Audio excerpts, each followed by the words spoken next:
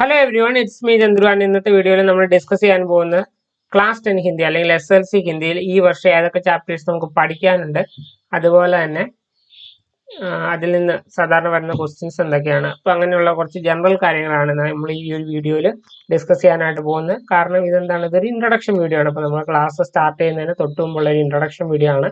നമുക്ക് ഓരോ ചാപ്റ്ററിലൂടെയും നമുക്ക് ജസ്റ്റ് ഒന്ന് പോകാം. അതിൽ നിന്ന് വരാൻ സാധ്യതയുള്ള മെയിൻ ക്വസ്റ്റ്യൻസ് ഒക്കെ ജസ്റ്റ് നമ്മളൊന്ന് പറഞ്ഞു പോകും. ഓക്കെ, അപ്പോൾ ഇതാണ് ഇൻഡെക്സ് ആയിട്ട് കൊടുത്തിട്ടുള്ളത്. അതിനകത്ത് ഫസ്റ്റ് യൂണിറ്റ്, ഈ യൂണിറ്റ് നമ്മൾ ഹിന്ദിയിൽ പറയുന്നതാണ് ഇക്കായി, ഇക്കായി ഏക്. ഓക്കെ, അപ്പം ഒന്നാമത്തെ യൂണിറ്റിൽ നമുക്ക് 3 പാഠങ്ങൾ നമുക്ക് പഠിക്കാനുണ്ട്. ആദ്യത്തേത് ഹിഡ്കി എന്ന് പറയുന്ന ഒരു ലഘുകഥയാണ്, ഒരു ചെറിയൊരു ഷോർട്ട് സ്റ്റോറിയാണ്. വളരെ ഇൻട്രസ്റ്റിംഗ് ആയിട്ടുള്ള ചെറിയൊരു ഷോർട്ട് സ്റ്റോറിയാണ് നമുക്ക് പഠിക്കാനുള്ളത്. അപ്പോൾ ഇതിൽ നിന്ന് നമുക്ക് കോൺവെർസേഷൻ ക്വസ്റ്റ്യൻസ് വരാറുണ്ട്. അതുപോലെ തന്നെ പട്കഥ സ്ക്രിപ്റ്റ് ചോദിക്കാറുണ്ട്.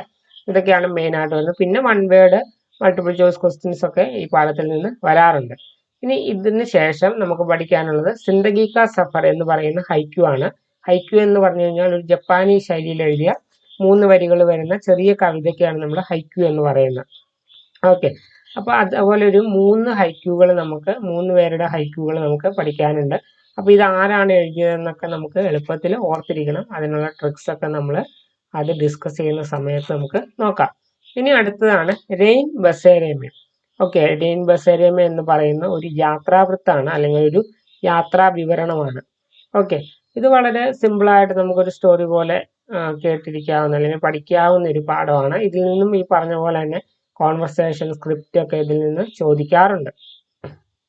ഓക്കെ, ഇനി അടുത്ത മൊഡ്യൂളിലേക്ക് വരുവാണെങ്കിൽ രണ്ടാമത്തെ ഇക്കായി അല്ലെങ്കിൽ രണ്ടാമത്തെ യൂണിറ്റിലെ മേരി ദുനിയാക്കെ തമാം ബച്ചെ, എൻ്റെ ഈ ലോകത്തിലുള്ള എല്ലാ കുട്ടികളും എന്ന് പറയുന്ന ഒരു കവിതയാണ് നമുക്ക് പഠിക്കാനുള്ളത്. അപ്പോൾ രണ്ടാമത്തെ യൂണിറ്റിൽ വരുമ്പോഴാണ് നമ്മുടെ ഫസ്റ്റ് കവിത വരുന്നത്. ഓക്കെ, അതിനുശേഷം നമുക്ക് വൈറ്റ് ക്യാപ്പ് എന്ന് പറയുന്ന ക്രിക്കറ്റുമായിട്ട് ബന്ധപ്പെട്ട ഈ ക്യാപ്പ് എന്നത് എന്താണ്, ക്രിക്കറ്റുമായിട്ട് ബന്ധപ്പെട്ടാണ് എന്ന് നിങ്ങൾ ഓർത്തിരിക്കുക. കാരണം ക്രിക്കറ്റുമായിട്ട് ബന്ധപ്പെട്ട് വരുന്ന ഒരേ ഒരു പാഠം അത് മാത്രമേ ഉള്ളൂ. ഓക്കെ, കാരണം നമ്മൾ സ്ക്രിപ്റ്റ് എഴുതാനൊക്കെ ചോദിക്കുമ്പോൾ നമുക്കത് കറക്റ്റായിട്ട് ഐഡന്റിഫൈ ചെയ്യാൻ ഈ ടൈറ്റിലൊക്കെ നമ്മളെ ഹെൽപ്പ് ചെയ്യും. അപ്പോൾ വൈറ്റ് ക്യാപ്പ് എന്ന് പറയുന്നത് ഒരു സ്റ്റോറിയാണ്. അപ്പോൾ അത് നമുക്ക് പഠിക്കാനുണ്ട് രണ്ടാമത്തെ യൂണിറ്റിൽ. പിന്നെ നമ്മൾ മൂന്നാമത്തെ യൂണിറ്റിലേക്ക് വരുവാണെങ്കിൽ ദില്ലിമെ ഉനീന്ദെ എന്ന് പറയുന്ന ഒരു സംസ്മരണുണ്ട്. സംസ്മരൺ ഒരു രേഖാചിത്രം നമുക്ക് പഠിക്കാനുണ്ട്.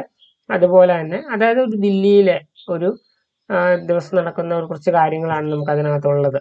ഓക്കെ, ദില്ലിയിൽ ഉറക്കമില്ലാത്ത ആളുകളെ കുറിച്ചുള്ള ഒരു പാഠമാണ്. ഇനി അടുത്താണ് മധുർ വചൻ എന്ന് പറയുന്ന ഒരു ദോഹയാണ്. ദോഹയാണെങ്കിൽ ഡെഫിനറ്റ്ലി അതിന്റെ മീനിങ് നിങ്ങളുടെ അടുത്ത് എക്സാമിന് ചോദിക്കും. ഇപ്പോൾ മധുർ വചൻ എന്ന് പറയുന്ന ദോഹ, എനിക്ക് തോന്നുന്നു ഇതും 3 പേരുടെ ദോഹകൾ നമുക്ക് പഠിക്കാനുണ്ട്, കബീർദാസ്, തുളസിദാസ്, റഹീം. ഓക്കെ, ഇനി അടുത്താണ് ഏക് തിൻക എന്ന് പറയുന്ന ഒരു കവിതയുണ്ട്. വളരെ സിമ്പിൾ ആയിട്ടുള്ളൊരു കവിതയാണ്. ഒരു പുൽനാമ്പ് കണ്ണിൽ പോകുന്ന ചെറിയ കാര്യം അതിനകത്ത് പറയുന്നുള്ളൂ. അപ്പോൾ അത് വെച്ചുകൊണ്ട് നമ്മൾ പെട്ടെന്ന് ഓർത്തിരിക്കാൻ പറ്റിയ ഒരു ചെറിയ കവിതയാണ് ഏക് തിൻക എന്ന് പറയുന്നത്.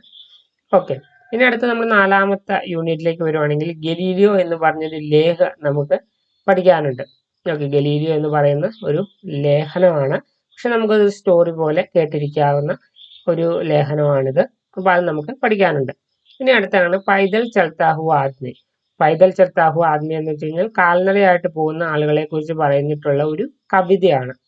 ഓക്കെ, ഇനി അടുത്തതിലേക്ക് നമ്മൾ പോകുന്ന, അപ്പൊ അവരുടെ ആ രീതിയിലുള്ള ആളുകളുടെ ബുദ്ധിമുട്ടുകളൊക്കെ സംഘർഷങ്ങളും ഒക്കെ നമുക്ക് കാണാൻ പറ്റുന്ന സിമ്പിൾ കവിതയാണിത്. ഇനി അടുത്താണ് പരീലടുക്കി. പരീലടുക്കി എന്ന് പറയുന്ന ഒരു സ്റ്റോറിയാണ്. വളരെ റൊമാൻറ്റിക് ആയിട്ടുള്ള ഇൻട്രസ്റ്റിംഗ് ആയിട്ടുള്ള ഒരു സ്റ്റോറിയാണ്. ഓക്കെ, ഹർമനൊക്കെയാണ് ഇതിൽ മെയിൻ ക്യാരക്ടറായിട്ട് വരുന്നത്. ഓക്കെ, ഇനി അടുത്താണ് സില ബിൻതി ലഡ്ക്യാം എന്ന് പറയുന്ന ഒരു കവിതയാണ്. ഇതും സിമ്പിൾ ആണ്, കാരണം കുറച്ച് വരികളുള്ള ഒരു കവിതയാണ്. ഇതിന്റെ ആശയം നിങ്ങൾ പഠിക്കുകയാണെങ്കിൽ അതിൽ നിന്ന് വരുന്ന ക്വസ്റ്റ്യൻസിനൊക്കെ ആൻസർ ചെയ്യാം. അപ്പൊ ഇത്രയും വെറും ഒരു 5 യൂണിറ്റ് ആണ് നമുക്ക് SLC ഹിന്ദിയിൽ വരുന്നത്. ഓക്കെ, ഇപ്പൊ നേരത്തെ പോലെ നമ്മൾ ഈസി ആയിട്ട് A+ കിട്ടുന്ന ഒരു സാഹചര്യമൊക്കെ നമ്മൾ മാറിയത് കൊണ്ട് ഈ ഓരോ പാഠവും നിങ്ങൾ എന്താണ് ഡീറ്റെയിൽ ആയിട്ട് തന്നെ നോക്കണം. അപ്പൊ ഇതിനകത്ത് ഓവറോൾ നമ്മൾ നോക്കുവാണെങ്കിൽ മേരി ദുനിയാക്കെ തമാം വെച്ച് നിങ്ങൾക്ക് ചിലപ്പം കുറച്ച് ടഫായിട്ട് തോന്നും, കാരണം ബാക്കിയുള്ള എല്ലാം വളരെ ഇൻട്രസ്റ്റിംഗ് ആണ്. ഓക്കെ, അല്ലെങ്കിൽ നിങ്ങൾക്ക് ഒരു സ്റ്റോറി പോലെ നിങ്ങൾക്ക് കേട്ടിരിക്കാവുന്ന സംഭവങ്ങളൊക്കെയാണ് ബാക്കിയുള്ളതിലൊക്കെ വരുന്നത്. ഓക്കെ, അപ്പം ഞാനത് ആദ്യമേ പറഞ്ഞു തന്നേ ഉള്ളൂ. അപ്പോൾ ഇതൊക്കെയാണ് പാഠങ്ങളായിട്ട് വരുന്നത്. അതിൽ നിന്ന് മെയിനായിട്ട് ചോദിക്കാൻ സാധ്യതയുള്ള ക്വസ്റ്റ്യൻസും നമ്മൾ പറഞ്ഞു. ഇനി വരുന്ന അടുത്ത വീഡിയോയിൽ നമ്മൾ ഫസ്റ്റ് യൂണിറ്റ് തൊട്ട് സ്റ്റാർട്ട് ചെയ്യുന്നതാണ്. So guys see you in the next, तब तक के लिए ओके बाय।